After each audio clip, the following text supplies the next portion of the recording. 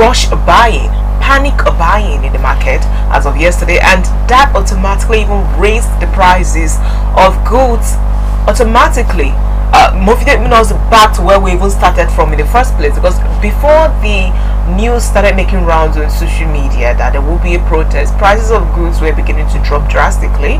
But approaching the protest now, the prices went way up again. So if you go to the market, you saw many people going to do panic buying. And I'd like to talk about how sometimes we ourselves, make life unbearable for us, and at the end of the day point it out on the government. Because why would a trader raise the prices of goods so high because he's seen rush hour or rush in the market to sell?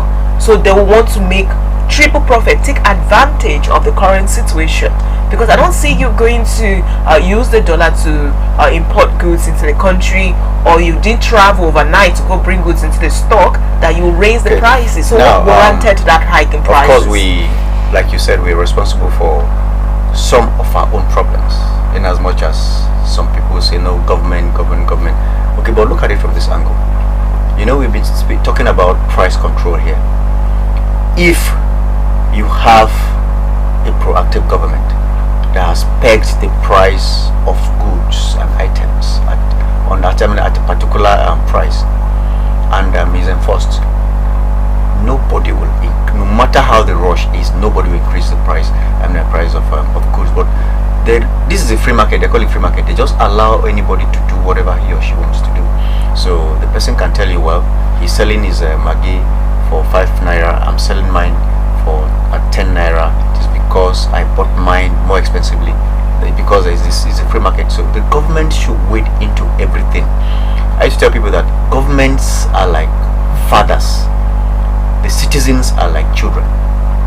While they are sleeping, government is thinking for them. Okay, we think this place should have this, let's do this. We think these people should have this, let's do this. So a situation where you just wait for the people to do whatever they want to do, that is what you get. So everybody is trying to be a profiteer. People profit from other people's misfortune. So when you see the rush, you say, okay, since the demand is high, let me do this. Everywhere, anytime there is this kind of tension, people do panic buying. For example, if you have the meteorologist has said there's going to be an earthquake, there's going to be typhoon and all forms of disaster, people buy in that state. You buy and you keep. They tell you, stock your kitchen, stock your stores with medical equipment, medical medicine, food, clothing, and the rest. People do that, and that doesn't really mean that the prices should increase. So I think it's a mentality thing. I think people should work towards this positive change in terms of mentality. Because yes. And other than the prices, raising prices up just to make extra profit, taking advantage of the situation and bringing more hardship on your fellow citizens that you're supposed to be on the same team. That's a bad right? part. Yeah. You're supposed to be on the same team with these people crying out to government that there's hunger in the land, but you're the one causing this hunger. Another angle is that of those who plan to loot. Yes. We can't rule out that fact that in the midst of this protest, where some people are sincere about making their voices being heard by the government, to see that yes, life is actually becoming unbearable now. People can survive. It's becoming a jungle of the justice. Jungle justice. No, it's survival of the fittest out there. And people are beginning to seek self-help, going through extreme measures just to survive. Even it means going to rob their neighbors whom they have been in good terms with, just so they will feed. That is the situation we have out there. But we can't rule out the fact that some people still plan to take advantage of this protest to loot. Yes, I mean, come on, we have certain warehouses that are kept even in Benue State here with the intention of looking after the displaced, the people in the IDPs, and you can't rule out that certain groups probably have plans to loot SEMA, to loot we call it van, places where they stock food, warehouses. I hear we have about 3 major warehouses in Benue State, and we can't rule out the fact that they plan to loot. But if you have that intention, please, there's justice from it. And this is why it's not going to be possible. Don't even try it. Is why government is saying, do not engage or do not carry out this protest, because they know very well that there are persons who are going to contravene the rule of engagement. So a situation where some persons are really protesting, asking for good governance, then some persons will just, sneak into the group and begin to cause mayhem, maim people, loot things, and the rest of them. So because of this kind of evil is like wildfire. It's so contagious, but it's almost very difficult to let people imbibe good character. Evil can, so by the time somebody begins to do it, like I was watching one recent video where they looted, I think that should be in Kenya, they looted a whole, not just a shop, the whole street were shops, and everything was looted, including phones and the rest of it. Somebody must have started it, or a group who came with that intention started it, and so these are the things. So now when you begin to look at the good or the advantages of protest, we should also begin to think about the kind of people we live with, their intentions and their capabilities as far as violence is concerned. So for me, if this protest doesn't happen today, I think it's good enough. It's a good thing, and it has yielded its result. Something has come out of it. All right, this morning on Daybreak Benue, we are going to turn our attention to the economic effects of tax reduction on essential food items and sale of crude in Naira to Dangote Refinery. We're going to have our guest seated shortly for a conversation, and of course, you engaging you as well via social media platform when you drop your comments and your question. Please stay with us. Daybreak Benue will be back after this break.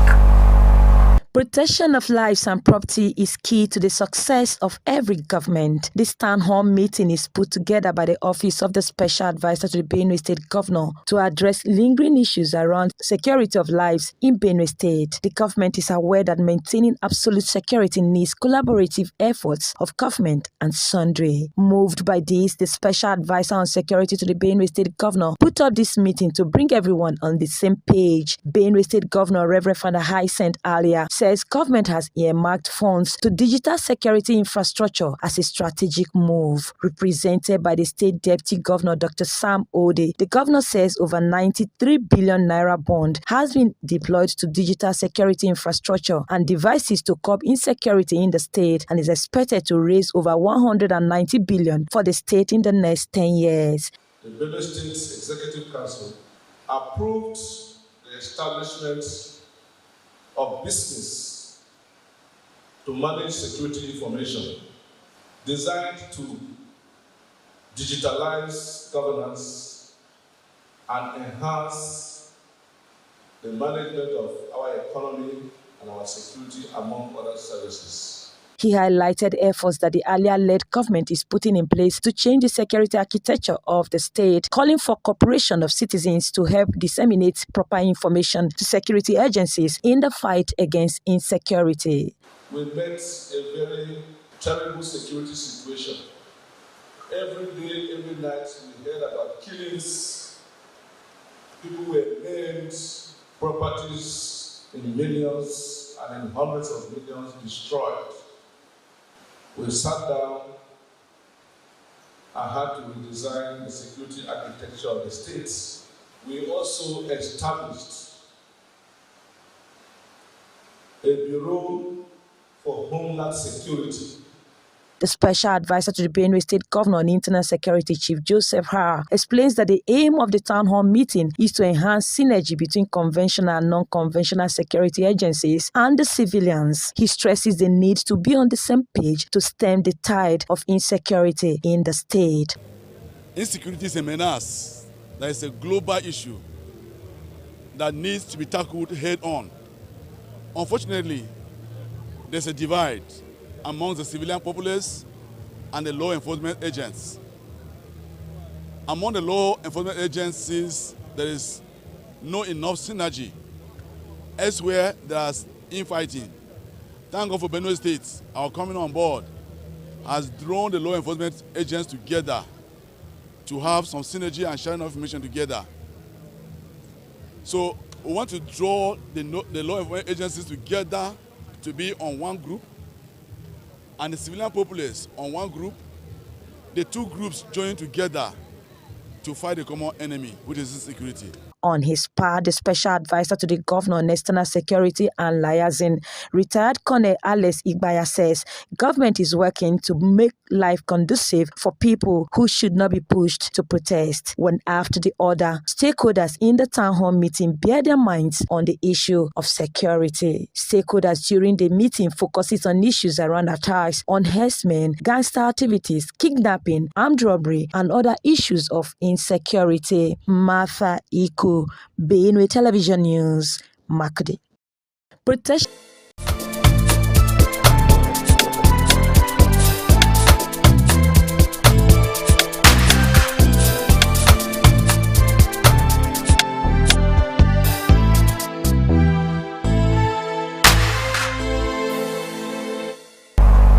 Welcome back from that break. If you're just joining us, this is a Daybreak Benue coming away live from Benue Television, and this morning we're having a conversation on the economic effects of tax reduction on essential food items and sale of crude in Naira to Dangote Refinery. And joining us for a conversation this morning is Dr. Raymond Au, lecturer, Department of Economics, Benue State University. You're most welcome to Daybreak Benue this morning. It's my pleasure to be here this morning.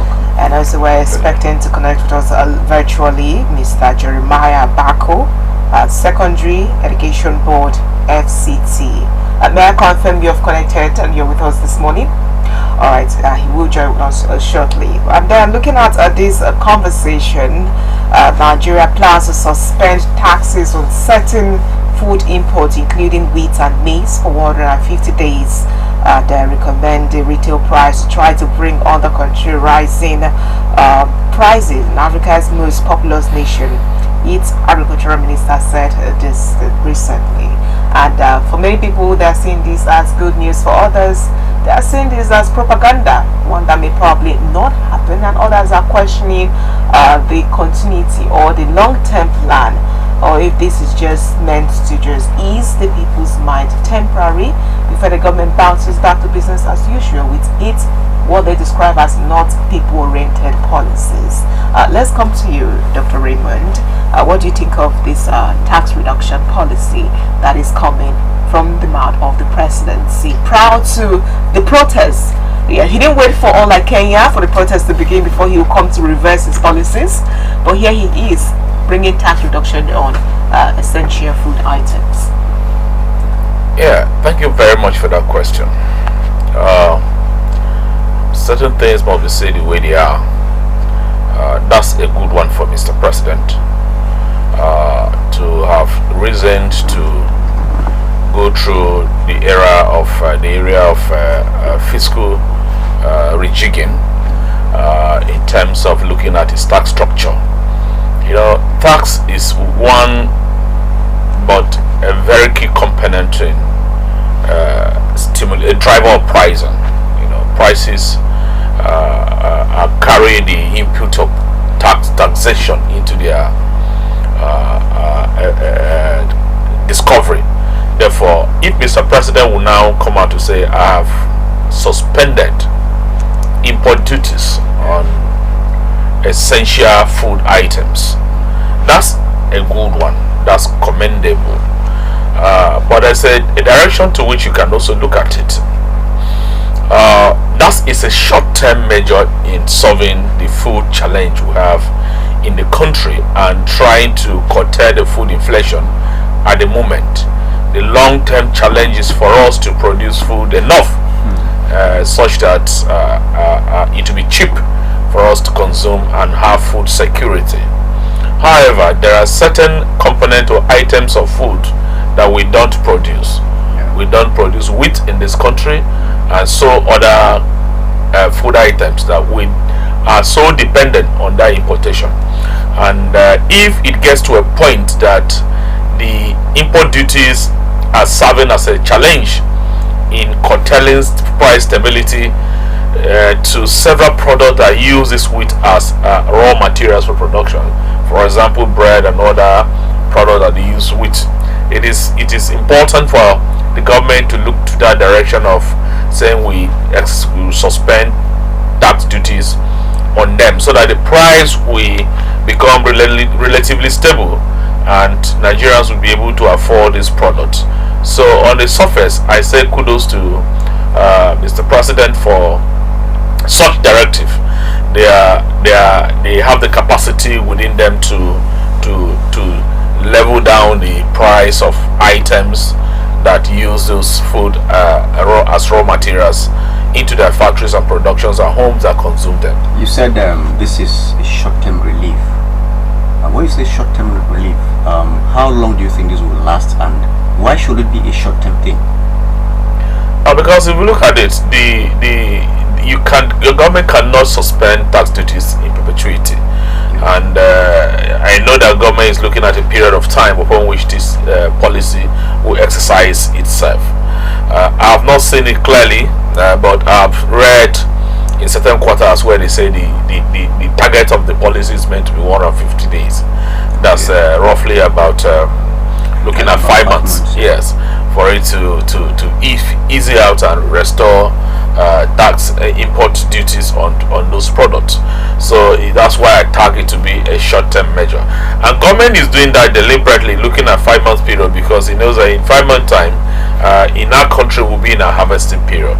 So maybe we'll have enough and they will not put much interest in saying let's import more of these items. So that's why it looks as I describe it as a short-term measure of government. But like I said, given the current prices of food items, is commendable on my part. Okay, now will this affect our local farmers, this tax reduction? How will it affect our local markets? That's the point I was looking at also. The idea of this is, if you look at what is happening, basically majority of food import into country are based on items that we are not consuming. I mean, we are not producing locally. That should be the focus of government, because issue of food security should be looked at in two dimensions. Why you are looking at the fiscal side in trying to reduce the tax and ensure that the price enter the country at a lower rate. Also technical cognizance that certain policies you take may destroy your local production. Therefore, what you need to do is to ensure that you are only giving these incentives to items that you are not producing locally, that you have no choice but to import. Therefore, remove the tax component and let those items come to your own country at a lower price. However, those items that you are producing locally, what you need to do is to incentivize local production and ensure that the local producers are equally producing at a lower rate. If you cannot incentivize production, ensure that you must set up a buffer zone where you collect off-taker of these produce items from farmers and store them, so that you can release them to the market at a lower cost anytime you want to. But if you toe the line of still importing items that you are producing locally, you will destroy the local agricultural value chain structure. Therefore, you have a bigger problem in the long term. Now, in as much as the understanding I'm having, or the picture that is being created in my mind now, is that because we are importing, they have removed the tax elements from anything we are not producing here that is being imported, and our local farmers will have to produce. Now, you've just explained how it may affect the local farmers, but now the local farmers will have to sell. They will also have to make money. How will this tax reduction affect their sales? Will it reduce it? Will there be inflation? Because I don't really see how they relate with what we do here. Yeah, they do. It has a tendency to affect local pricing of local items in the market, up to the extent of the substitutability of those item products.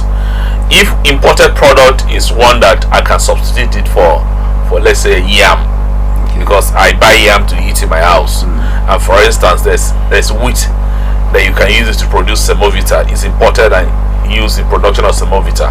And because the removal of the import duty has made the wheat price to be low, therefore it means competitively I would prefer to go for wheat because it's cheaper than going for, let's say, maize, and that is locally produced. However, if the import duty remover will still make the price of the imported item to be higher than the local one, yet we prefer to go for the local produce. So it depends on the pricing structure of these two items, imported and locally produced. If the locally produced it's level-headed in terms of price, yet because you want to go for items that give you value, higher value for your little income you have, because we're a low income country, as a matter of fact. So we always look for places and alternative about products that can give us that satisfaction relative to the level of our income. So, and that is why we cry that currently we cannot afford, because the income is no longer eroded, value is eroded. So it becomes a big challenge. So the imported items, if the price relatively to the local ones, depending on which one is higher, that's where the pendulum will swing. Okay, the president made a pronouncement suspending import duties for a period of 6 months on items such like staple food items, raw materials and other direct inputs used in manufacturing, inputs for agriculture production including fertilizers, seedlings and chemicals, pharmaceutical products, poultry feeds, flour and grains. And we saw where, because of the import duty were quite high, we saw where even pricing feeding for even these poultry farmers, it was actually quite very expensive. But now this is actually for a period of 6 months only, though. We hope that it will. Don't you think there may be case of holding here, since that is for a duration of 6 months, and those with the money can just buy them, hold them, and then the problem continue to linger? The problem with a capitalist system is we always take advantage of government inefficiencies and loopholes. That is how capitalists make their money. They are looking at discrepancies, that errors and mistakes of government in terms of policy, for them to take advantage. What you have said is a possibility. That's what happens in a capitalist system. But in an environment where monitoring and evaluation and enforcement is effective, that cannot happen. Because if government want to be serious, that may not really likely happen. But you live in an environment where everything has a price, so I will not take away that on the table. So the enforcement officer has his own price, that if you understand his price, you may not really even go to your warehouse to check that are you still having these items in the warehouse. So, but if you want to be serious, that's not an option. But I know that in our environment, that's a possibility. Yeah, this is actually quite a high possibility, because this government oftentimes is very scared of holders. I mean, recently there seemed to be reduction in the price of rice from the part of government, but then the centers where this rice can be purchased have not been reviewed, and the reasons why the government gave was for the fear of those with money to go buy them and hold them. So from all indication, it appears they do not have the measures to curtail these capitalist mindsets in terms of holding here, which is actually a great possibility. No, obviously. Look. Let me give an example. That's what's happening in our state here. If you go to the Bureau for Agriculture and Mechanization here in Makodi, where on daily basis we see trucks of fertilizer being offloaded, and farmers go there to purchase 10 bags, 5 bags, 2 bags, and other farm input at a subsidized rate that government is giving. In fact, at my adulthood, this is the first time that I've seen a whole farming season on daily basis walk into the arena. You are able to get farm input at subsidized rate, and I commend the governor for that seriously. And it's not only in Makodi. You go to local government headquarters, this is going on concurrently. But I also observe a pattern that these guys who are into the business of selling, because if you go there, they will not say a large quantity for you. They recruit a couple of guys, 5, 10, and go there and get allocations of 1 carton of herbicide, half carton of herbicide, and all that. They're collecting that. You think they're normal farmers, but they're aggregating it somewhere, because the price goes for, if it's a herbicide of 3,000, you're buying at 1.5, So if they bring it outside and take it to locations outside of Benue, all right, where this kind of arrangement is not going on, and they're selling for 2.5, just in Taraba State here, you see the big market making a 1,000 naira per bottle, which is what you can observe. So these are possibilities that are going on, and I observe that up to my frequent visit in a bureau. So what you are saying is not out of point. Is what if you're not careful, you not be able to handle. Like you said, like I said, you cannot completely eliminate that, because for instance, if you come here and say you are giving only one bag per person, and in my house alone we're about 20, and I have the money, I want to do that business. I say, oh yeah, everybody are eating free in my house. Go. Take this money. Go and get a location. In a day, I got 20 bags of rice. And the following day, I got 20. And before the whole week runs out, I have hundreds of bags of rice in my house. So I'm stalling them. When the whole arrangement is over, I can have a lot of rice in my house. For instance, they're selling for, they say 40,000. So even if at the end of the day the price gets back to 55,000, I'm making 15,000 per bag. But I'm able to beat the system by only purchasing one bag of rice. I can even go somewhere and tell a hungry guy, what are you doing? Come, let me send you. Go and do this. I'll give you 1,000. They'll be willing to do that. So these are possibilities, but like we say, we need as a country, as a people, be sincere and serious for ourselves. Not only looking at the profit motive that can make, but looking at, you see, when there is richness without humanity, the world is no longer what it should be. Let's look at the humanity in us. How are other people faring? Because this arrangement is made to alleviate and cushion the sufferings of the masses. But because you are rich, you still want to perpetuate yourself into richness. But not through innovative means of producing and bringing up knowledge that can give you value, but through cutting corners within the system, trying to shortchange the system for you to get rich.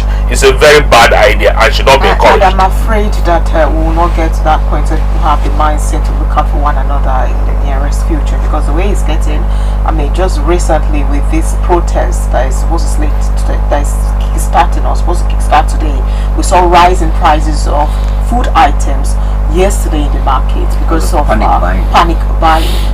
So here's the mindset. So I think what needs to be done now is how government on its part can curtail to a large extent this kind of attitude or behavior, so that it won't be like pouring water in a basket. Because oftentimes we hear the president come out to say that he has saboteurs, that he is doing so much, but he's not seeing the result. And then sometimes he recently sends the people to go talk to their governors that he, on his part, he has done the needful. Nobody should mention his name. He recently said that thing. And that goes to say that on his part, he has put in lots of effort to see that the people are not suffering. There's not so much hunger in the land. But the triple effect is not really getting to these people. What other measures can the government actually do to not seem so helpless or be a victim of even the saboteurs that, if we say we appeal to their conscience, we'll probably just still be pouring water in the basket? You see, the president has not been sincere in his statement that he has done enough for Nigerians to stop suffering. That's not a sincere statement. He has not done enough for Nigerians to stop suffering. Has he stopped farmers being killed at their farms? We are still being killed in our farms on a daily basis. We cannot access our farmland. Has he stopped killings in Sankra houses where people for no good reason turn up to be maiming and destroying people, whether they are our brothers or our foreigners who are doing that? Is the responsibility of federal government to stop them. That's one side. Two, you see, if he look at the part of palliatives cannot, I repeat, cannot solve the Nigerian problems. And all he has been able to do is to say, I have given palliative, I have been giving palliative, I have been giving palliative. He has just started doing issues that you begin to see some impact. Issue of fiscal side. It's a reality. Alright? When you remove tax, you have reduced price. Because that tax component, I definitely will ensure that it's taken away from the cost of that item. So the price will be removed. So if hitherto I was buying this cup at 500 naira and the tax is reduced 50 naira and the price comes down to 450 naira, I've gotten additional value of 50 naira for my income. that you are paying me. So that's the direction to go. And two, you also need, other than tax, he has also introduced the issue of suspending import duty for other product. In my last program here, I think I made mention of that, because he started that in the pharmaceutical industry, because the cost of drugs is getting off the roof. A common man cannot treat malaria, so you see that people will die so much, and we import a lot of essential drugs into this country. And two, other essential products, like he has gone into the area of food and industrial raw materials, which now what you are doing is, for this period we expected that all batch production that cover this period should have a lower price, and that's the area of enforcement that government, you don't need to make a pronouncement and go and sleep. You need to make a pronouncement and set up technical committees that will ensure that this is enforced, because who is benefiting from this? Let us see how your price was, and now they are benefiting. What's the price level from the factory? That's one side. But however, you will realize that even if you do that, there's another cost component that still remains. But at least the price will come down. That's the transportation cost, which for now we have not done anything about to alleviate it. I seem to be hearing a voice from the background, and I believe that is the voice of Mr. Jeremiah Bakul. Mr. Jeremiah, may I confirm that you're with us this morning? Good morning, Mr. Jeremiah. Okay, we will have that. The country will get that stabilized, so we'll continue with the conversation. But Mr. Jeremiah Bako is going to be connected with us virtually. He's secondary education board from FCT. He will connect with us virtually for a conversation on this same topic. So let's just get back to you. Yes. In terms of revenue, now that we have this tax reduction, how will the federal government compensate for its losses? Because if you are not taking tax on all these essential goods that I've just mentioned, the government will be losing one or two things. How will they compensate for it? Because I know there should be compensation. The government have a way of working. Ideally, Yes. you see, look at the level of engagement that this government is getting with stakeholders at the moment now. That level of engagement is so intense. That was a level of engagement that Mr. President needed before declaring fuel subsidy removal. To hear directly from the people, let them make their input as to how, if you reduce the subsidy, what you can do that will be better for our people. What he's doing now is what he should have done on 29th of May. Alright? When he was removing fuel subsidy, he must have introduced other fiscal measures that can in a way alleviate the intended price rise, the anticipated rather price rise of these products in the country. Therefore, you can't have it all at the same time. You can't jack up everything and maintain it, because what is the essence of the revenue? What are you bringing the revenue for? For the good of the Nigerian citizens. So if the revenue, as humongous as you may get, yet the Nigerian, over a year you have been doing this, but Nigerian citizens are in perpetuity, are suffering. Alright, what do? You must have to give out part. For it's just like a father has want to build a project as the head of the house. You want to raise a building for the family. The buildings were good of the family, and now you begin to conserve money. You are buying a quarter of the food you used to buy in the house, and the children are suffering. If the children cannot eat and survive to be alive to sleep in that building, what good is the building after all? So having this understanding, you need to give and take. The gains from fuel subsidy removal are much, and you can see that in terms of how much is being shared among the three tiers of government. Now, you cannot continue as a government alone to say you want to have money and do infrastructure. You also have to look at the other side of the living condition of the masses, because it's their level of income, the value for their income, that will make them to live. So even if you say you are paying them 250,000 naira, but it's in nominal terms, the real value is not up to that. Alright? It means you have done nothing good to them. So the government needs to do what it's doing. Yes, it's going to have a reduction in its revenue levels, But that is, if overall that is good for the Nigerian citizen, that's the way to go. What I see over time is a system that creates another problem in trying to solve another one. Always.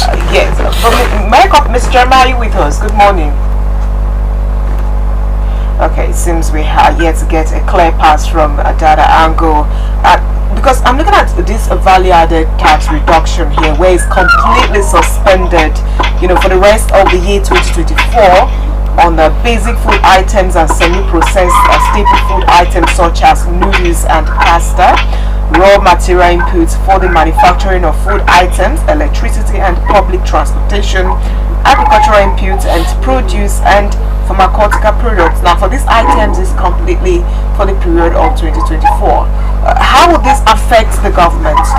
Is the government being hasty in this kind of pronouncement, or is something you think they can handle, or this is creating another problem trying to solve another one?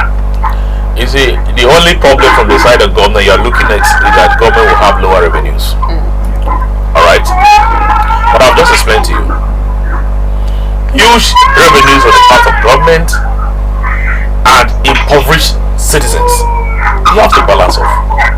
What government is doing by suspending those taxes are returning value, back some value to your level of income.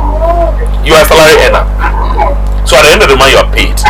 What government is doing that, even though if your salary is not increased so much, but let me restore some level of value, because this policy is going to lower inflation over those products. Sorry to butt in, let's just go for a quick break to fix in from our end all that needs to be fixed. So we'll have a smooth conversation with you as well while you prepare to join us via the platform with your comments and questions. This is Daybreak Benue. Please stay with us, we'll be back.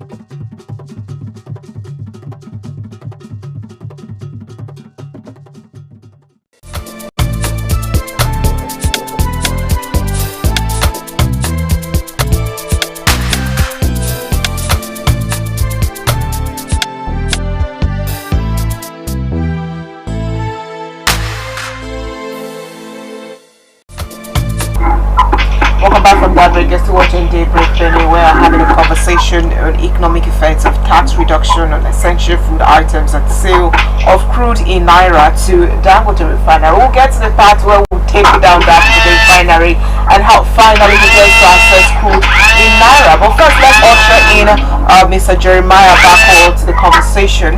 Mr. Jeremiah, good morning. Hello. Yes, good morning, and thank you for joining us this morning on Daybreak Benue. Hello? Hello?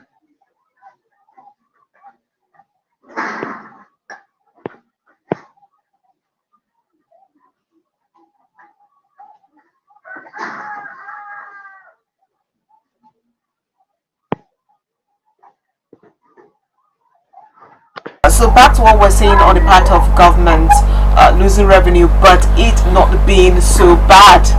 Or such a tragic news after all, because it's going to now be more of people-oriented kind of policy. Today we are complaining about why there is this protest all about just that the cost of living is getting out of the roof. Yeah. And that's a function of a rising price of goods and services in the country, and that's inflation. So if you are able to reduce the tax element or component of some of these items, you are lowering the price, so you are restoring value to your income that you hitherto were having, but yet you're not able to buy the items you needed to buy. So that's what the government is trying to rebalance levels of revenue and income into the economy. So that's what they should have done by thinking of subsidy removal, because definitely that subsidy removal is meant to increase certain prices as a pricing component of goods and services. Therefore, what do I do for people not to suffer this to the extreme? Yeah. Then let me lower that tax revenue. Let me reduce this import duty. Let me do that. So it's a normal thing that if he was not hasty, he would have gotten his economic handlers to sit down and look at essential areas that we can intervene in fiscal terms, so that we can be able to have this impact not too hard on the citizens. But he's learning it late when he has to be forced to do it. Okay. Okay.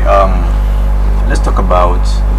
Then I don't know if this has happened in other parts. I mean, around the world before, that a country found itself in this kind of quagmire. Government to have to take drastic positions to see how the problems can be alleviated, if there is any. If this, what is happening, is not out of place. You see, government, as we all know. Hello, Mr. Jeremiah. Okay. Government, as we all know, has within it tendency, it's a representative of the masses. We asked you that stay there and lead us in trust. You are to lead us. We ask you. That's why we vote you to be our leader. And you have to be a listening leader for you to know what your people want. Yes, a leader can have his own vision, drive through, pull his people before sometimes they realize that, oh, this is good for us. But once you are going and they're not feeling you, they're not connecting with you, they have to ask you, no, this is too hard for us. Yeah. That's what just they're doing, and it's done everywhere. That's why you see protests and agitations everywhere in the world. Yeah. Asking government, don't do, even in the United States of America, protest has been taken to several serious government quarters and asked that certain policies be reversed. But in our environment, we always have issues with protest because insincerity on the part of government, the security agencies, and the protesters themselves. Yeah. Sometimes protests are built up not completely on the interest of welfare of the people, but under it some connotation of political issues. Yeah. Let me give an example. In 2012, Jonathan removed fuel subsidy. Wasn't 100%, it was 50% removal. The whole Nigeria protested. Lagos was the hub of the protest. Our current president was a leader of that protest. 2022, 2012 to 2014, 12 years after, 11 years after, that was 2023, he removed. He championed the removal of the fuel subsidy that he called Mr. President then callous names. All manner of names that was not mentioned.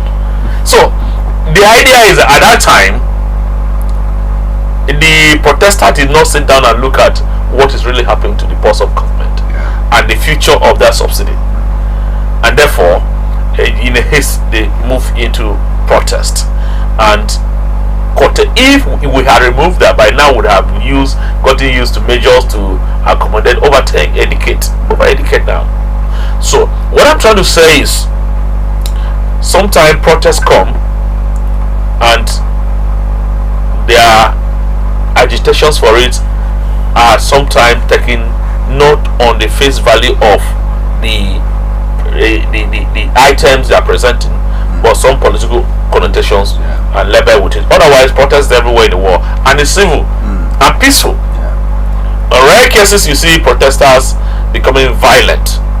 But when there are political undertones, once we're on the street here peacefully, and I am a political opponent to the incumbent government, I can mobilize some boys. Let's go and create mayhem for these people. And that becomes a bomb. But that's the duty of the security agencies too. That's why if you are to do protest, you ask for security so that it can be protected and let it be peaceful, let it be lawful, because protest is a lawful and constitutional matter. Okay, now this move by the federal government, how advantageous is it to citizens in terms of food security and poverty alleviation? In terms of the present policies of the Tinubu administration, trying to basically the major policy they have done at the moment in terms of food pricing and all that is the suspension of taxes across board. Yes. And like I say, the advantage the masses will have is you are going to have lower price of food items. As to the extent of the reduction, we will see the reality in the market. For a short period. For a short period of time. Because some of these items do it with duration of 6 months. And the argument is that they have invested so much giving people farm inputs into this cropping season. So they're expecting that at harvest time and going forward, they will not have problem with food. So that's the argument. So let's see when we reach there, whether the reality speak what they're saying or they speak differently.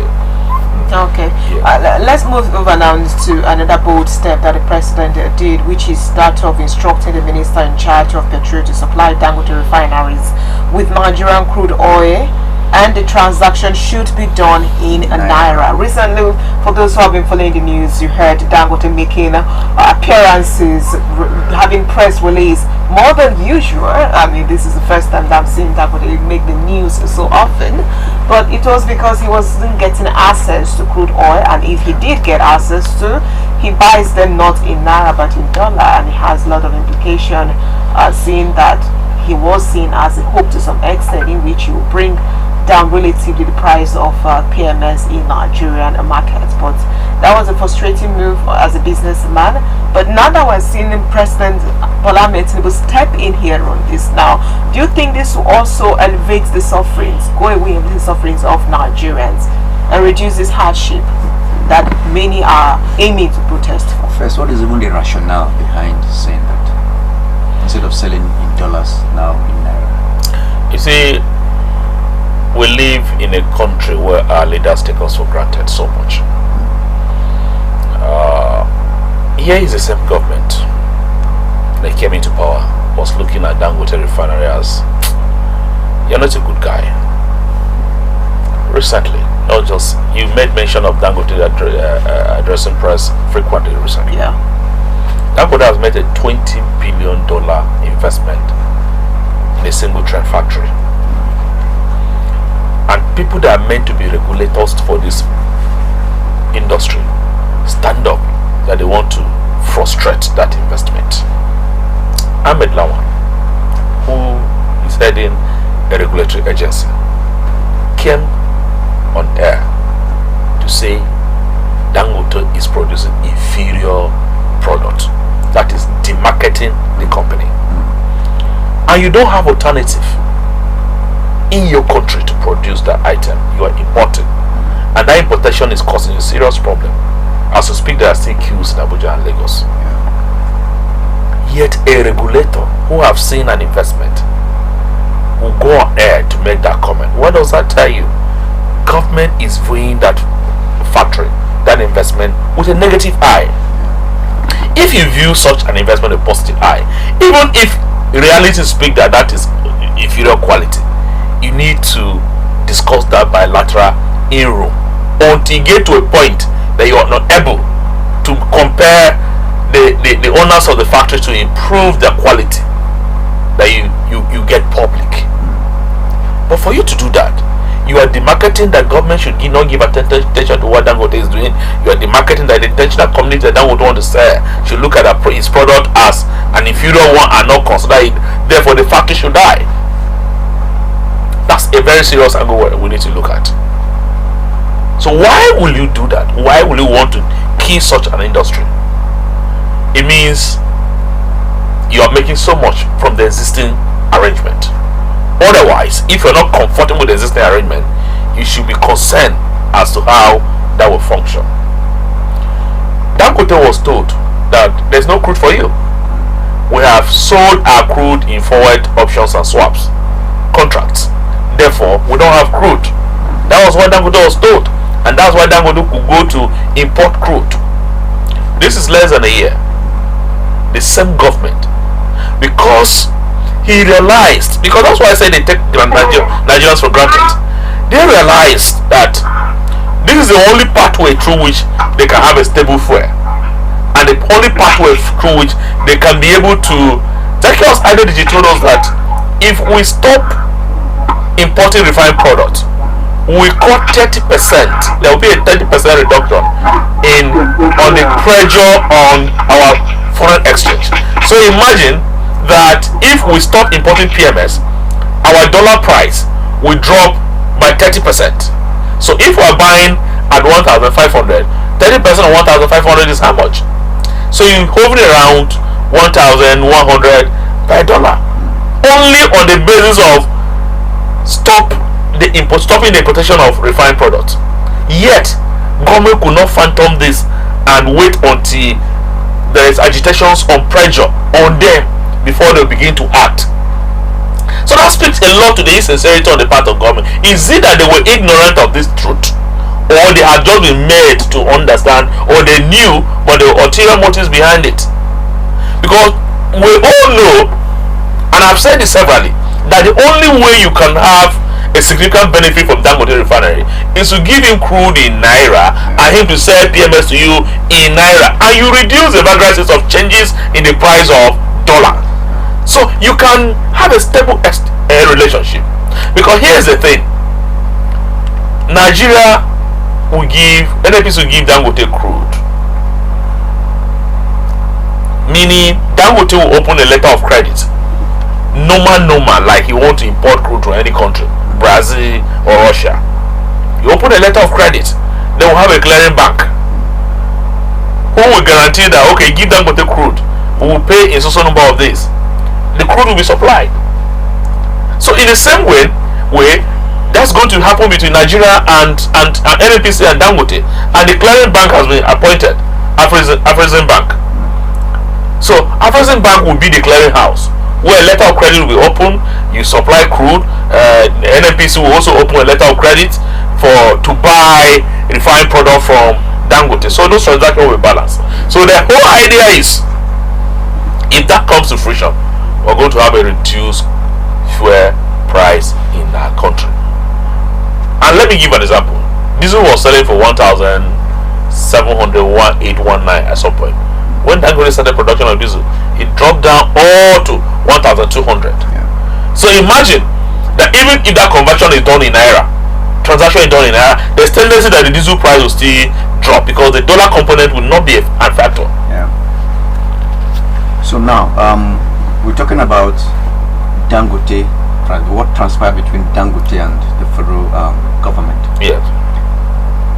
Now, Dangote has been given, Tinubu President Tinubu has ordered that Dangote crude should be sold to him in naira, and of course we've explained the advantages of this. Will this affect other industries, other factories that are doing into crude management or crude components production? Is there any way this can affect? No, there is no special disadvantage to any service industries within the oil and gas industry. Okay. Because the component of people that will be left out is the ships that move our crude and bring our refined product into Nigeria. But there's another new set of business that will be created. We need barges to move crude from the Niger Delta to Lagos. So the transportation network of that area will be enhanced, because for now there's no piping from Niger Delta to Dangote refinery. So since there's a connect of a river in that direction, they can move their crude in barges. Those barges, large barges, will move the crude to supply in Dangote factory. So yet they create another business in that angle. But this one can be local, may not necessarily be international, where we have international ships. Okay, now it's like every eye is on Dangote. Yes. In fact, it's like every Nigerian is looking up to Dangote to solve the fuel matter. Yes. Now, if Dangote becomes like the sole buyer of this crude oil, we have other companies that are into maybe manufacturing and extracting from crude and all that. So how will this affect them? In Nigeria, we don't have any refineries apart from the modular and those village factories. And you see,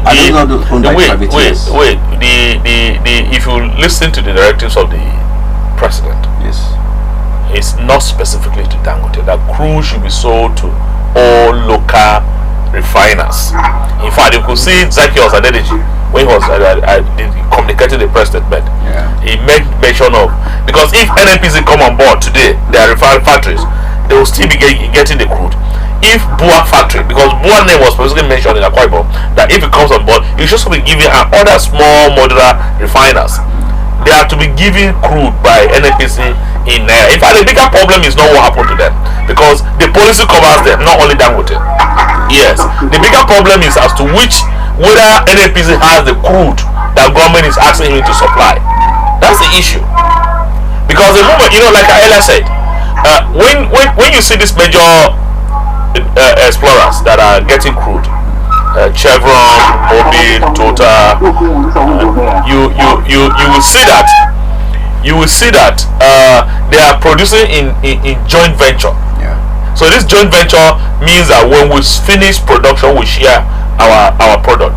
Some wells NNPC has higher, some the joint venture partner has higher in terms of volume of sharing. So we're also aware that NNPC has gotten into also contractual agreement and has sometimes taken loan. At the early days, at the first few months of President Tinubu, $3 billion were taken from this Afrexim bank and was on the crude swap.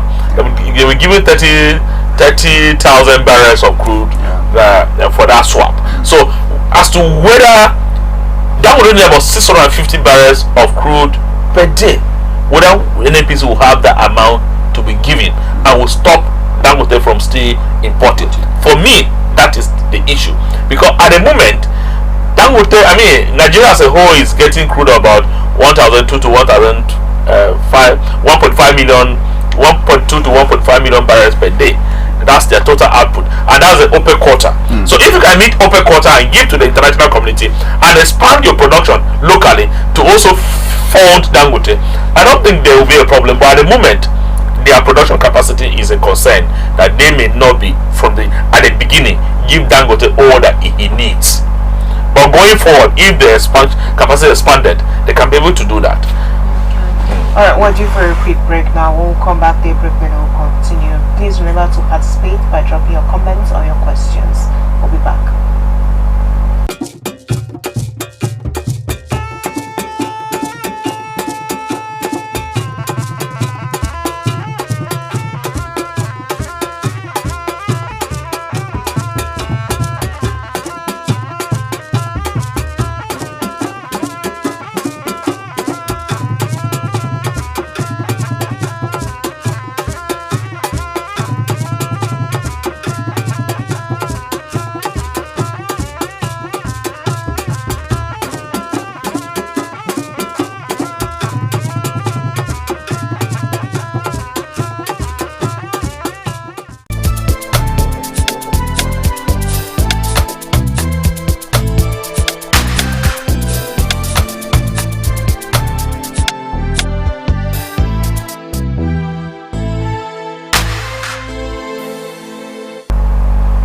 Welcome back. You're still watching Daybreak Benue, and we're afraid we may not be able to continue with connection with Mr. Jeremiah Bako, but subsequently in our other editions we hope to have him join us. In the meantime, we're still holding a conversation with Dr. Raymond on the economic effects of tax reduction on essential food items and sale of crude in Naira to Dangote refinery. Time is fast spent. Let's talk about how governments can on it, because right now we see a government that is being very proactive and responsive to the needs of Nigerians, especially at a critical time like this. So one would say that whether this protest holds or not, government head. And my worry now is on the quick fixes that the government is coming up, because these proactive measures are all but quick fixes.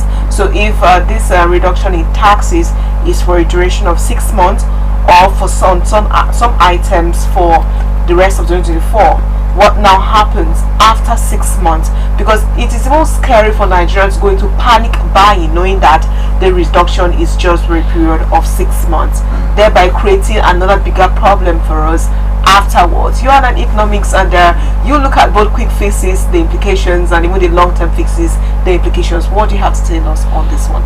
All quick fixes are palliatives. If you get to the hospital and you know that you're having high blood pressure,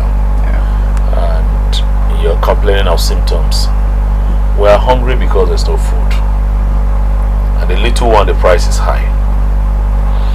But at the moment, we have to eat first.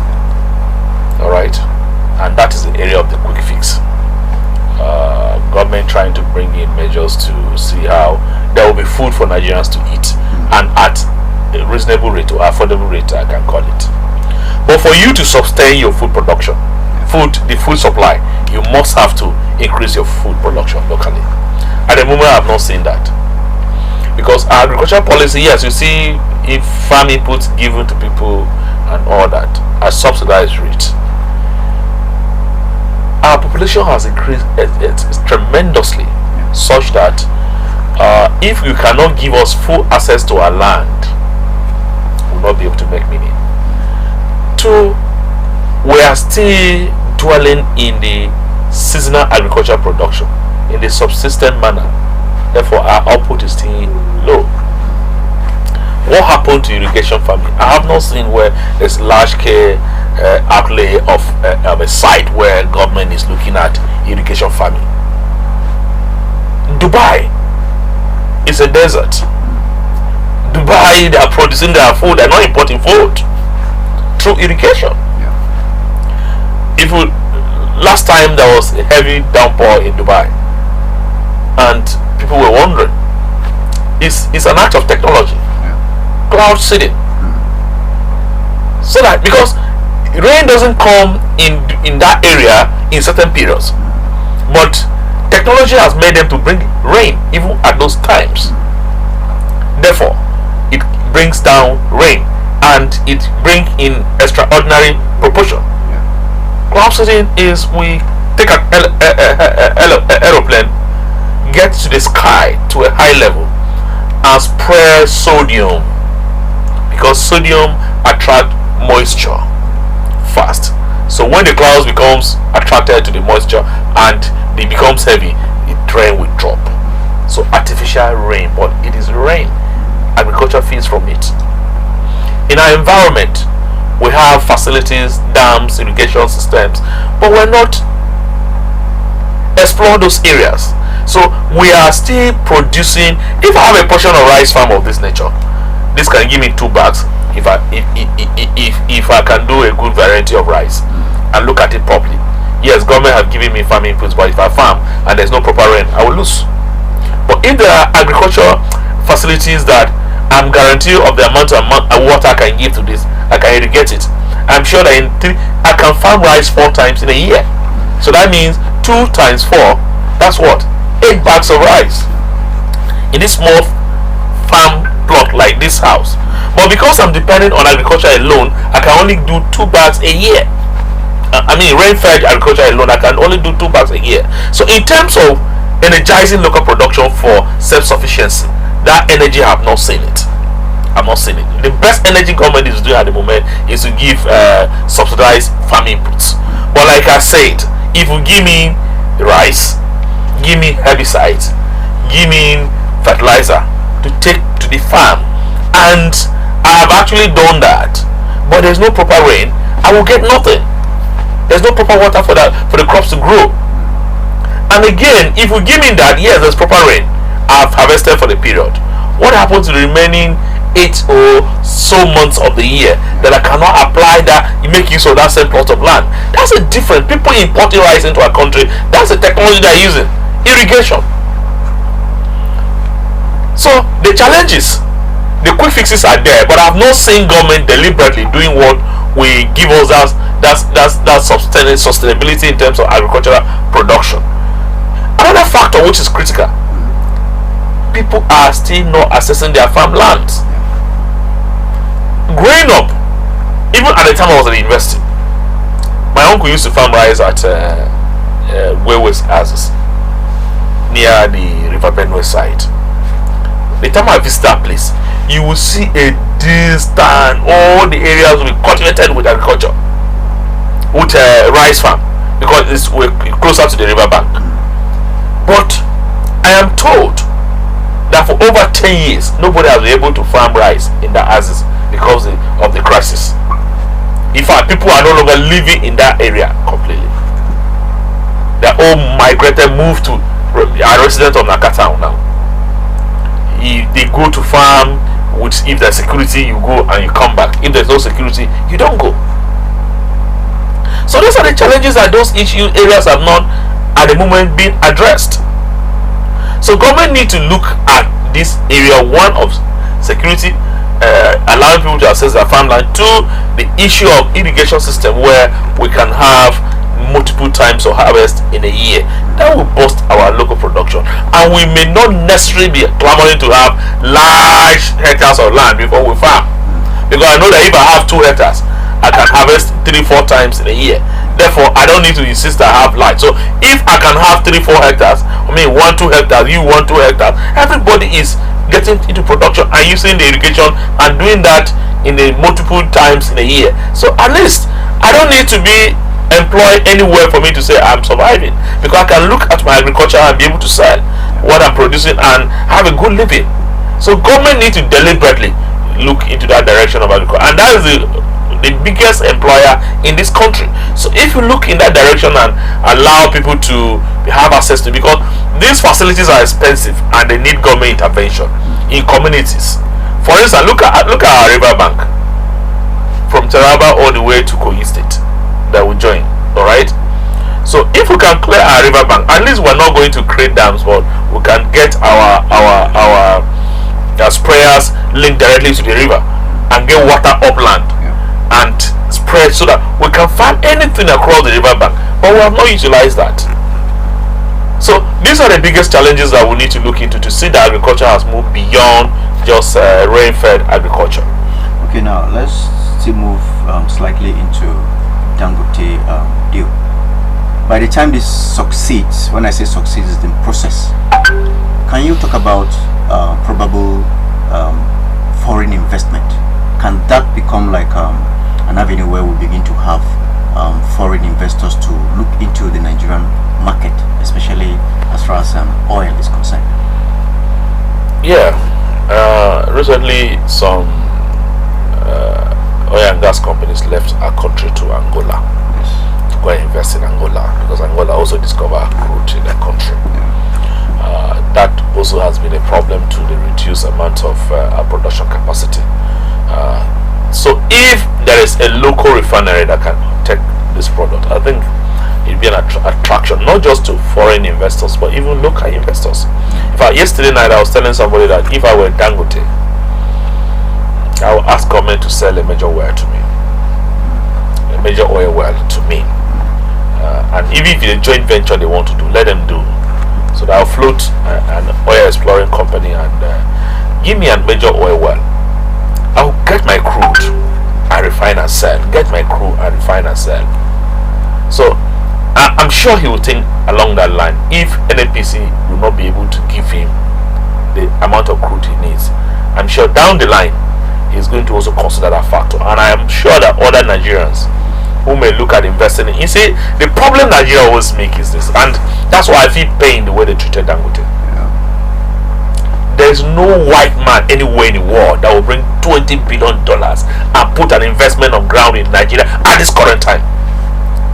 If you like, go around you will not find that person to come and put that amount of money in a refinery in Nigeria at this time. Since 1999, that President Obasanjo has been jumping from one country to another, to Yaradua, to Jonathan, to Buhari, to now Tinubu. Show me one foreign investor that has brought a factory into this country. That's what Dangote has put on ground. Absolutely none that I've seen. So our problem is we underrate our local capacity. We have the likes of Dangote in them, Otodola, them Elumelus, them the Bua, a lot of them.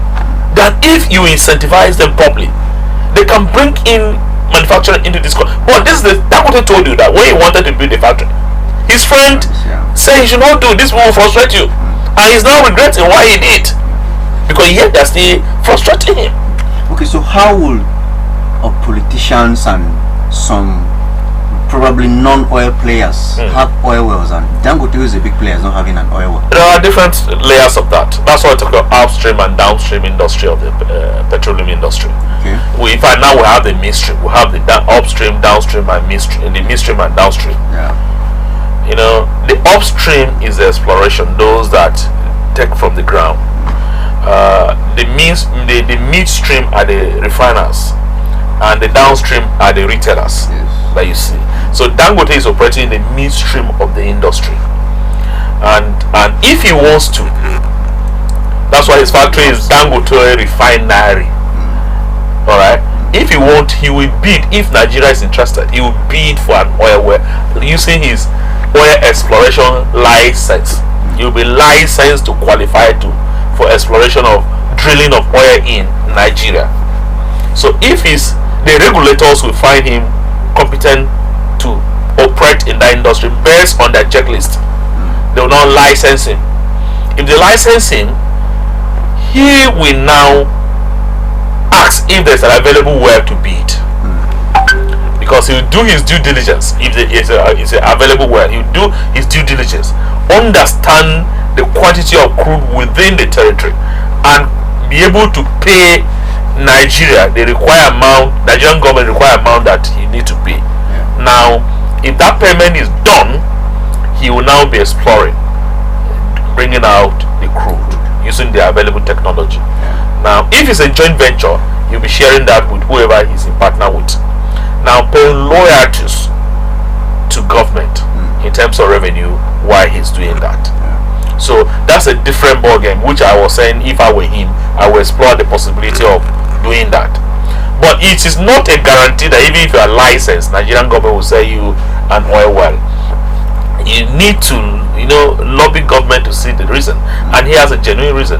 He's doing it for patriotic and nationalistic, for the fact that it's a private business. It's just like in your community, you don't have a hospital, and an individual comes to build a hospital. He's going to charge you to treat you. Yet you are happy and celebrating that at least we can go to our women during pregnancy, delivery will not die of childbirth and all that. You are happy. That is what Dangote is. Call him any name, monopolist and all that. And I challenge people.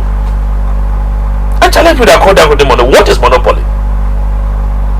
Monopoly when there is a market system where there is no freedom of entry and exit. Is there any industry that is operating within the country that there's restriction for entry? You are free to build your own refinery too. Who stops you? Government owns a moribund. Revive them. Will you still be calling that a monopoly? Boy is building a Quibon. So why call it monopoly? In the cement industry, he is not the only person operating in the cement industry. We have other Boa cement, we have Semester Lafayette and all that. But then in every industry must be market makers or market leaders. He is type of a person that knows that once I get into a market arena, I must be a market leader, and a market leader detects the price and the direction of the market. So if you don't like him for that, fine. But for me, there is no single individual in the country that has employed as large as Dangote. So Dangote is not a person you play with in this country. Whether you like him that is a Fulani man, whether you don't like him that is from the north, whether you like him that is from Igbo or south, whether you don't like him that is making too much money, if you don't like him that politicians are investing money in him, well, he's employed people are feeding from that. That is the beauty of different levels of connotation of corruption. If you steal government money and still invest in your economy, you are better than someone that stole government money and took it outside the company, because your local money you invested is creating jobs here and people are feeding from this multiplier effect. The one you took outside the country is rather destroying the economy. So I look at Dangote in one ramification not to be a bad person that most people try to look at him. Now let's look at long-term benefits. This is like almost coming to the end of the program. When Dangote's deal and the federal government is settled, give us like 5-year prospect. What should or what could have happened to Nigeria in terms of that sector, economy generally? If Dangote is able to supply the crude needs of Nigeria and the refined product needs of Nigeria, I anticipate competition. Yes. Boa is getting, which is good. yeah, which is good. Yeah. Boa is coming. Boa will certainly come. Yeah. Boa too is one dogged man that doesn't start something and he must complete it. They're always in friction with Dangote privately in terms of business strategies, but he will go and he will come up. I see in the next 2-3 years Nigerian refineries being auctioned or privatized, or for me that's the best thing government can do. Get deep pocketed technical competent partners to come take over your refineries and revive them and give production, so that we can be a huge exporter of refined product in Africa. The whole of Africa is only 2 countries that are self-sustaining in refined product: Libya and Tanzania. These are the only countries that they are refining the capacity of what they need domestically, and up to the 54 African countries or 54 countries. So imagine if your target market Nigeria, you target that will refine and sell to Africa. We have a large market. Big, So if Nigeria can become a hub of refining petroleum product, that's a big advantage to our economy. And I encourage Boa to hasten up and finish. And government should also lease out or privatize or auction NNPC refineries. As we are wrapping up again, how can Benue take advantage of this recent quick fixes that has been brought in by President Bola Ahmed Tinubu, concerning this tax reduction on essential food items?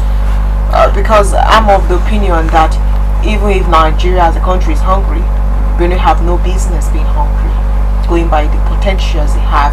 And if you compare it with Ireland, then Benue should even be faring better off, as though it's a country of its own.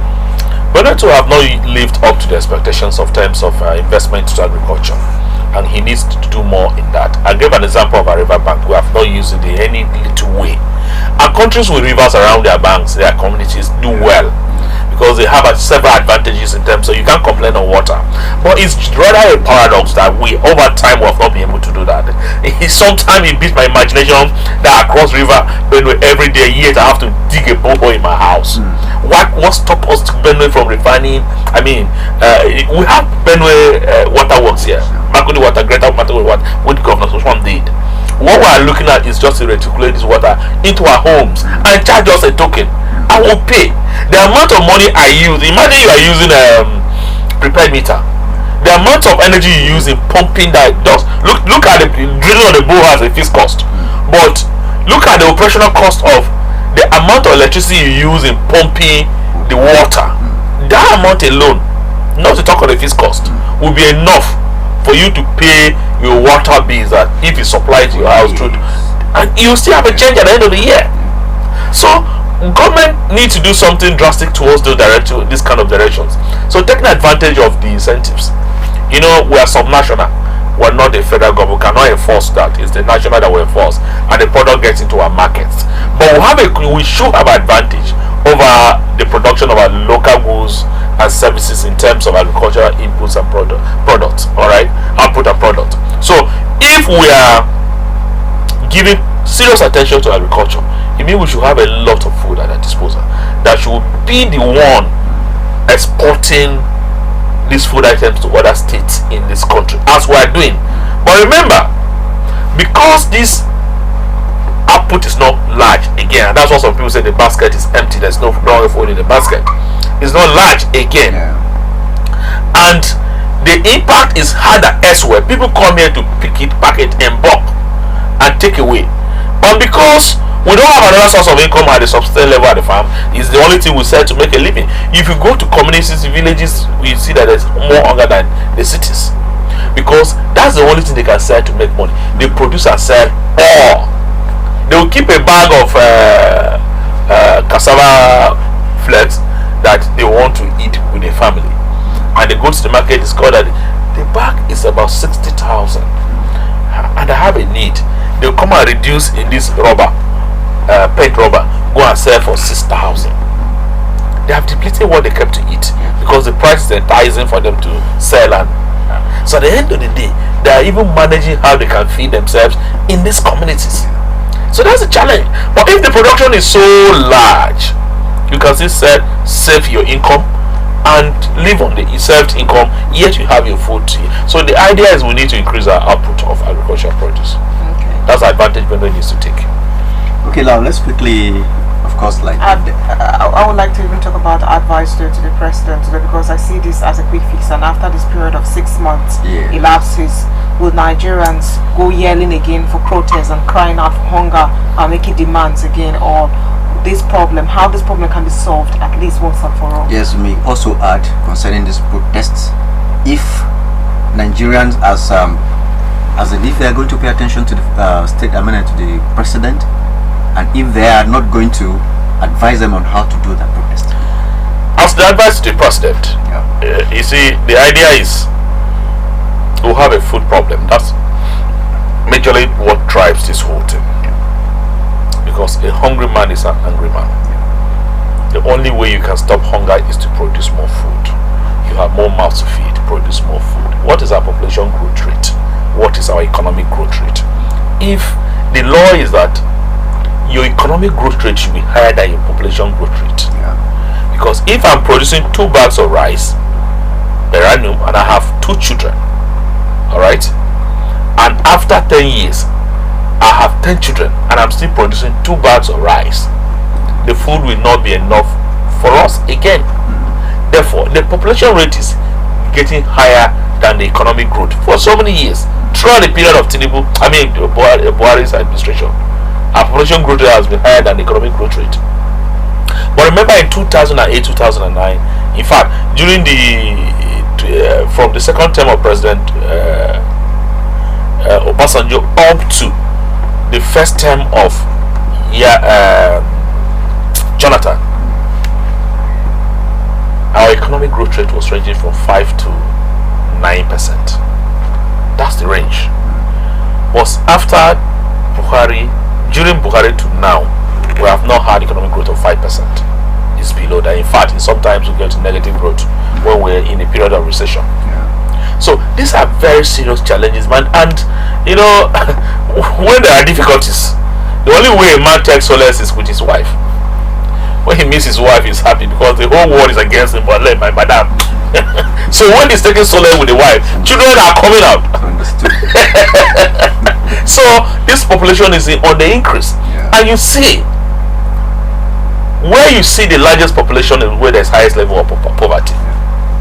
That is why you see the elite class have smaller number of family, while the poorer ones have larger size of family, and those are the ones that find it difficult to feed their families. So government needs to deliberately bring into policies that will be able to increase agricultural output, and that must be the synergy between the state and federal government to do that, and the local government at this time that they are talking of their autonomy. That synergy, the 3 tiers must come to put. This is what I, federal government, will do. This is what I, the state government, will do. This is what I, the local government, will do. And local government, I'll provide land, because local government are the ones that owns land. State government, I'll provide irrigation facilities.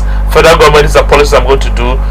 Do this policy, incentive for this, incentive for this. I'll create market for this, create market for this. So that we say that the whole chain will now be synergized to give us value for agriculture and enhance our food security. If outside of that, after the expiration of palliative, you're back to square one if you don't increase your output. Outside, if you finish the palliative arrangement, the quick fixes, you're back to square one, and Nigeria will go back to the street again agitating. So the advice on the basis of whether to protest or not to protest is a fundamental and constitutional right of every Nigerian living. It's enshrined in our constitution. What cannot be condoned is destruction of properties. Protest has to be lawful. Protest has to be stretched to the point. If you are aggrieved on government policy, it's your right to protest. If you are aggrieved on the way government is running, it's your right to protest. What some of the connotations that were not right is the titles that were given to that protest. Was it the rage or something? Something which is it's time for rage. Yeah, you can rage, but then rage within the context. That rage can go beyond violence and go beyond control. So your rage should be moderated. You're talking about let's take back Nigeria. From who? You are saying Tinubu give us our Nigeria. Those titles are not really quite friendly for government to listen and feel comfortable with. So if you are doing a protest, be specific to your demand and give it a title that will be genuine enough for government to also dialogue and say let's talk. But the title alone scared the government that these people that are out for something sinister, they're just calling the name protest. So I would advise the protesters next time, give your protest a name with a human face that someone can begin to think of, okay, this will have genuine agitations. Because you say we want to take back our country, that will read a lot of meaning to me as a leader. Are you saying you want to remove me?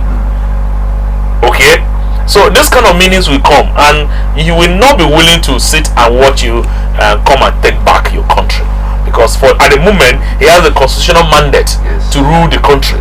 If you agree with the way he's running the country, be specific to the areas that you want him to address, and he will listen and also sit down with his government and cabinet and say this is what Nigeria. If he's a listening person, except he refuses to listen before you begin to bring in the issue of reach. Okay. Alright, we'll go for a quick break. When we come back, we'll be wrapping up on a Daybreak Benue. Probably this will end this segment of the program. Thank you very much, Dr. Raymond Ao, lecturer, Department of Economic, Benue State University, for coming and doing justice to the topic. It's my pleasure. Alright, we'll go for a short break. When we come back, we'll probably turn our attention to the papers to find out stories that are making the news. So please stay with us. Few weeks after the government of Benue State revoked a lease agreement entered with private partners concerning this market, the Commissioner for Industry, Trade and Investment, Manasseh Opin, takes a tour around the market facility to identify areas of damage with a view to improving on its infrastructure. Mr. Opin interfaces with the traders to determine an amicable resolution, such as an open policy created by government where traders can freely express themselves about the challenges they are facing in the market. The Commissioner assures the traders that government will soon bring an intervention that will be served as a solution to the drainage system to improve the security architecture of the market. Certain things that need immediate intervention in the market. Over 30 or more, 50 shops, nobody is buying them because there is waterlogged right in the frontage. There's no way you can operate those markets.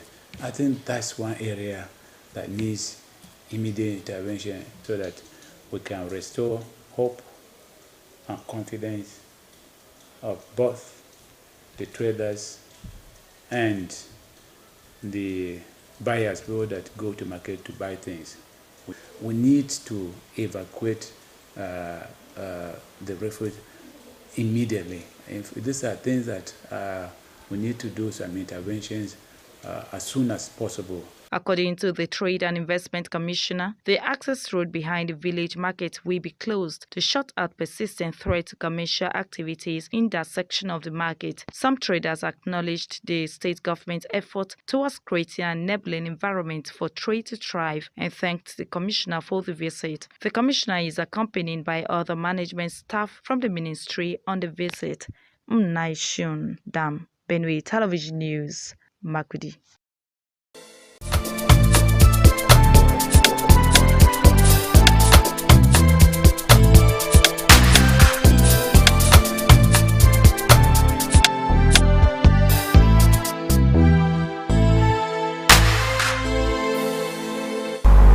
Thank you for staying with us on Daybreak Benue this morning, where we had an extensive conversation on the economic impact that these recent policies that is brought forward by President Bola Ahmed Tinubu will have on the people directly or indirectly. But so far so good. People are beginning to applaud the measures that he has taken so far, to cushion the hardship experienced by Nigerians. Today is 1st of August. The day slated for the protest is supposed to be a 10-day protest, and I say it's supposed to, and that's because it's a question of will it or will it not hold, seeing that the president is living the talk, I'll be talking the walk, or walking the talk. He said that he is addressing these issues, and so far people are seeing his proactive measures in addressing some of these issues, and hopefully because the situation reporting market right about announced some markets are completely shut down, And as of yesterday, there were some panic buying that made prices of the city is food quiet. items to be quite high. So this is quiet, but security is quite tight here in Benue State, all around you can see. So please, this is where I'll say go about your business like every other day. Like the start of a new month, celebrate, and then be peaceful while at it. Yes, and while you are around the security personnel, do not be agitated and do not agitate them. These people are trained to quell violence, so don't look violent or behave violently around them. How do one look violent? No, there's facial expression alone. And body posture. Of course, can that speak has, a lot. Have violence. So just be yourself around the security personnel that are posted here and there, and please do not engage in anything that will put you in trouble. Carry your ID cards while moving about your legitimate business. This is where we wrap up this edition of Daybreak Benue. Thank you so much for participating and engaging us on our streaming platform. We see you, we see all of your comments and feedback. It has really been helping us to see that we serve you better. My name is Mercy Upa. I'm Steven Abba. Happy New Month.